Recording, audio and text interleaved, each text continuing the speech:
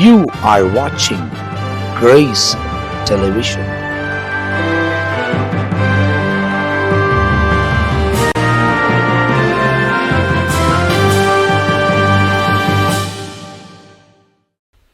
ஆண்டவரும் இரட்சகருமாகிய இயேசு கிறிஸ்துவின் நாமத்தில் உங்கள் யாவருக்கும் எனது அன்பின் வாழ்த்துக்களை கூறிக்கொள்கிறேன். கிரேஸ் தொலைக்காட்சியின் மூலமாய் இயேசுவோடு பேசுவோம் வாருங்கள் என்ற இந்த நிகழ்ச்சி அநேகருக்கு ஆசீர்வாதமாய் கர்த்தர் மாற்றி கொண்டிருக்கிறார்.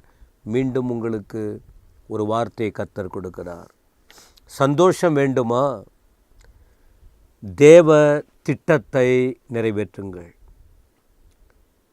தேவனுடைய கட்டளையை நிறைவேற்றுங்கள்.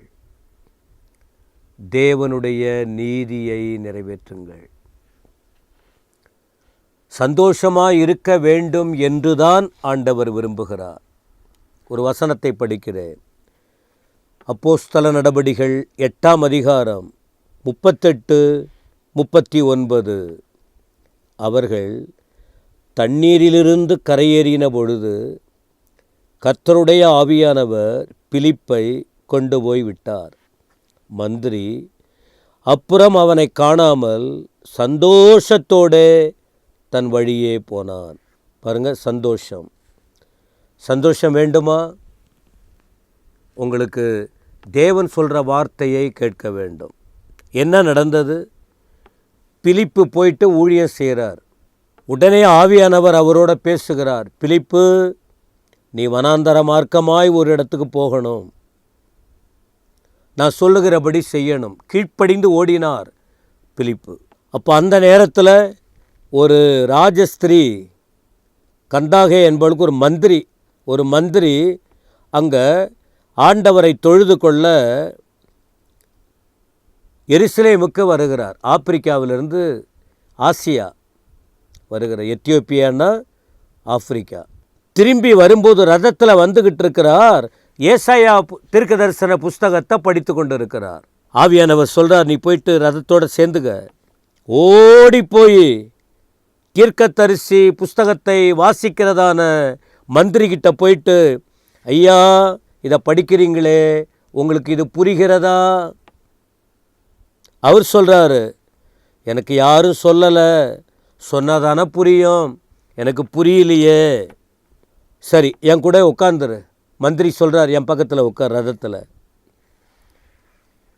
அப்போ அந்த நேரத்தில் ஆண்டவர் இயேசு கிறிஸ்துவை குறித்ததான ஏசாயா 53ஆம் அதிகாரத்தில் சொல்லப்பட்டதின் வார்த்தைகளை தான் அவர் வாசித்து கொண்டிருக்கிறார். 32 அவன் வாசித்த வேத வாக்கியம் என்னவென்றால், அவர் ஒரு ஆட்டை போல அடிக்கப்படுவதற்கு கொண்டு போகப்பட்டார். ஆண்டவர் இயேசு முடி கத்தரிக்கிறவனுக்கு முன்பாக சத்தமிடாதிருக்கிற ஆட்டுக்குட்டியைப் போல அவர் தமது வாயை திறவாயிருந்திருந்தார்.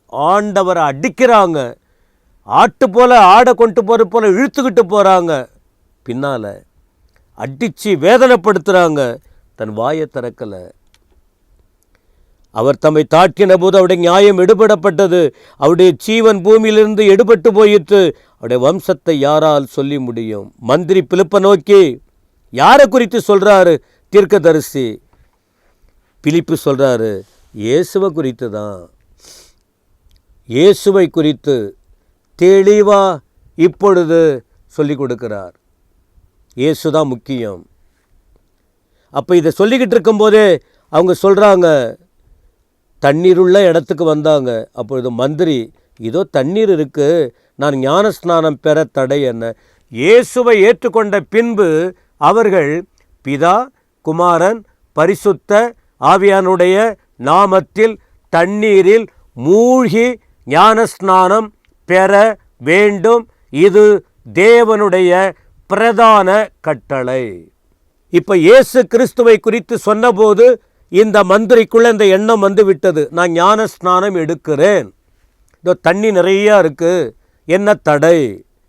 அப்போ உடனே பிலிப்பு சொல்கிறாரு, ஒன்றும் பிரச்சனை இல்லை, உன் முழு இருதயத்தோடு விசுவாசிக்கணும், அவ்வளவுதான். இயேசுவை விசுவாசிக்கணும்.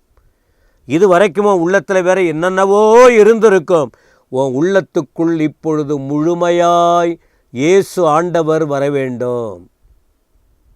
இப்போ வாசித்தோம் அல்லவா, உங்களுக்கு நான் சொல்லி கொடுத்தேனே, இதான் சத்தியம், இதை நீ விசுவாசிக்கணும். என்ன சொல்கிறான் மந்திரி? என்ன சொல்கிறாரு? நான் கிறிஸ்துவை தேவனுடைய குமாரன் என்று விசுவாசிக்கிறேன், இதாங்க வேணும். தர்க்கம் பண்ணிக்கிட்டு இருக்கக்கூடாது, வெதண்டாவாதம் பண்ணிக்கிட்டு இருக்கக்கூடாது, வம்பு பண்ணிக்கிட்டு இருக்கக்கூடாது. நல்லதை கற்றுக்கணும். வாக்குவாதம் பண்ணுறதுனால பிரயோஜனம் இல்லை, நாட்கள் வீணு, சும்மா போயிடும். அப்போ அந்த நேரத்தை கரெக்டாக பயன்படுத்திக்கிட்டார். நான் விசுவாசிக்கிறேங்க, இவ்வளவு விஷயம் தெரிந்த பின்பு நான் அதை விட்டுட்டு போக முடியாது. நான் அடுத்த வாரம் எடுத்துக்கிறேன், நான் அடுத்த வருஷம் எடுத்துக்கிறேன், நான் இன்னொரு 5 வருஷம் போகட்டும் எடுத்துக்கொள்கிறேன். போங்க, போய்கிட்டே இருங்க. சத்தியத்தை சொல்லும்போது கீழ்ப்படியாதீங்க, போய்கிட்டே இருங்க, உங்கள் இஷ்டம் போல் இருங்க. ஒரு நாள் வரும் வருத்தப்படுவீங்க. நீங்கள் வருத்தப்படக்கூடாது. ஆண்டவர் வைத்த திட்டம் முக்கியம், அதை நீங்கள் உணர வேண்டும். நீங்கள் உணர்வதற்காக சத்தியம் போதிக்கப்படுகிறது, அதை ஏற்றுக்கொள்ள வேண்டும், கீழ்ப்படிய வேண்டும், கை கொள்ள வேண்டும். தேவனுக்காக வாழ வேண்டும் என்பதற்காக ஆண்டவர் பேசிக்கொண்டே இருக்கிறார். இந்த மந்திரி படித்த மனுஷன், நல்ல பணத்துக்கு பொக்கிஷகாரம், பணம் வச்சிருக்கிற இடத்துல மெயினாக பொறுப்பு அவருக்கு, எந்த தடை இல்லை. அப்புறம் ரதத்தை நிறுத்தப்பட்டது, 2 பேரும் தண்ணியில் இறங்குனாங்க. செம்பு கையில் வச்சுக்கல, தண்ணிக்குள்ளே இறங்கி தண்ணியை மேலே ஊற்றலை, இருவரும் தண்ணீருக்குள்ளே இறங்குனாங்க. இறங்கி பிலிப்பு அவனுக்கு ஞானஸ்நானம் கொடுத்தான். எல்லாரும் ஞானஸ்நானம் கொடுக்கக்கூடாது, பேர் பெருசு பெருசாக வச்சுக்கலாம். நேற்று வந்த ஆள் யாரோ வந்தாங்க, யாரும் ஞானஸ்நானம் கொடுத்தாங்க. ஊழிய அழைப்பு இருக்கிறது. பிரியமானவர்களே, பிலிப்பு ஞானஸ்நானம் கொடுத்தார். உடனே அவர் ஞானஸ்தானத்தை எடுத்துக்கொண்டார். இன்றைக்கும் ஜனங்களுக்கு நாம் சொல்கிறோம், வம்பு பண்ணிக்கிட்டு கிடக்கிறாங்க, வேண்டாம், தாமதம் வேண்டாம், ஆண்டுடைய வருகை ரொம்ப சீக்கிரம். நீ என்னைக்கு ஞானஸ்தானம் எடுக்கிறீங்களோ அன்றைக்கி தான் தேவ பிள்ளைகள்ங்கிற ஒரு உறுதி உங்களுக்கு கொடுக்கப்படுகிறது. வசனத்தில் வளருவோம். சரி, ஞானஸ்நானம் கொடுத்துட்டாரு, தண்ணியிலேருந்து கரையேறினாங்க. கர்த்தருடைய ஆவியானவர் பிலிப்பை கொண்டு போய் விட்டார். மந்திரி திரும்ப அவரை பார்க்கல, ஊழியம் முடிந்தது, வேற ஊழியத்துக்கு போயிட்டார் பிலிப்பு. மந்திரி சந்தோஷத்தோடு தன் வழியே போனார். குழப்பமாக இருக்கீங்களா? ஒன்றுமே புரியலன்றீங்களா? வேண்டாம், குழப்பம் அடைய வேண்டாம். பைபிளை படிங்க, ஆராதனைக்கு போங்க, வசனத்தை புரிந்து கொள்ளுங்க, ரட்சிக்கப்படுங்க. ஞானஸ்நானம் ஒரு அபிஷேகம் பண்ணப்பட்ட ஒரு திருச்சபையில் இருக்கிற போதகர் மூலமாக ஞானஸ்நானத்தை அங்கே போனேன், இந்த கூட்டத்துக்கு போனேன், அங்கே எடுத்துகிட்டு வந்துட்டு அந்த பிஸ்னஸ் எல்லாம் வச்சுக்காதீங்க. உங்கள் திருச்சபை போதகர் மூலமாக நீங்கள் ஞானஸ்நானம் எடுங்க. பந்தி அங்கே தான் பந்தியில் பங்கெடுக்கணும். வாழ்வு சாவு வரும்போது அவர் தான் உங்களை பார்த்து கொள்ளுவார். அதன் பிறகு உங்கள் வாழ்க்கையில் சந்தோஷம் உண்டாகும்.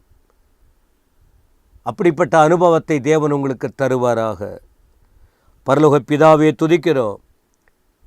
தேவ நீதியை நிறைவேற்ற கிருபை தாரும், சந்தோஷத்தால் நிரப்பும். கொடுக்கப்பட்ட வார்த்தைகளுக்காக ஸ்தோத்திரம்.